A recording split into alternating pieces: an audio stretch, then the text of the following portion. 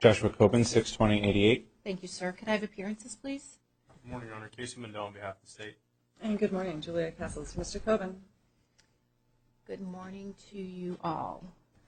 Okay, Mr. Cobin, you were arrested regarding allegations of 3 counts of aggravated assault on police officers, Class 5 felonies, and 1 count of unlawful assembly, a Class 1 misdemeanor. The court does not find probable cause as to the unlawful assembly. I think they booked you in under the wrong subsection of the statute. I don't think what I read in the Form 4 supports the A2 allegations, the A2 requirements. And I'm sorry, Ms. Castles, you have been retained for all proceedings in this matter, so the court will not be appointing you a court-appointed attorney. And I imagine that counsel will want to be heard on release conditions. So do you want to start, Mr. Mendel? Sure, Your Honor. The state's requesting a $3,500 secured appearance bond based on the nature and circumstances in this case. The state concedes that Mr. Cobin doesn't have any prior criminal history, has a steady job. However, the evidence that has been presented to the state at this point is cause for alarm that there might be some future actions that the community needs to be protected from. I appreciate that. Thank you, sir. Go ahead, Ms. Castles. Yes, ma'am. I am asking you to release Mr. Cobin on his own recognizance. He retained counsel within literally moments of police contact. I was on the phone with Mr. Cobin as well as with commanders from PPD attempting to negotiate for him to turn himself in.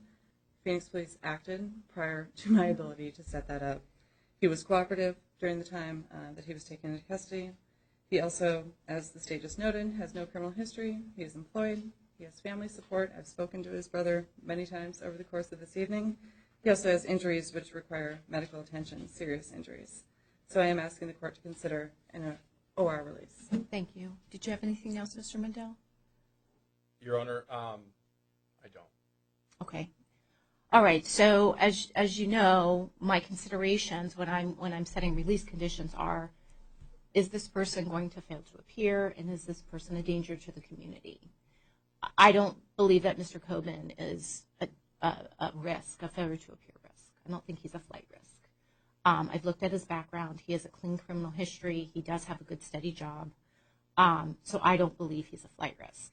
As far as the danger to the community, I'm not finding that he's a general danger to the community. I'm not finding that he's a specific danger to anyone either. So I am releasing Mr. Cobin on his own recognizance. Thank you, Your Honor. Mr. Cobin, my understanding is that you've posted a lot of things regarding this. I haven't seen any of it. I just caution you about that. I'm not going to make it part of your release conditions, but I hope you and your attorney have a serious conversation about that. Yes, Your Honor. So your release conditions will include not having contact with any alleged victim. And make sure you review all of your release conditions on your paperwork. Thank you, Your Honor. Yes. Okay. Anything else from anybody? No, Your Honor. Thank you. All right. Thank you all. Do we have a new date? September 7th. Thank you. 8:30. Perfect. Thank you, Your Honor. Thank you.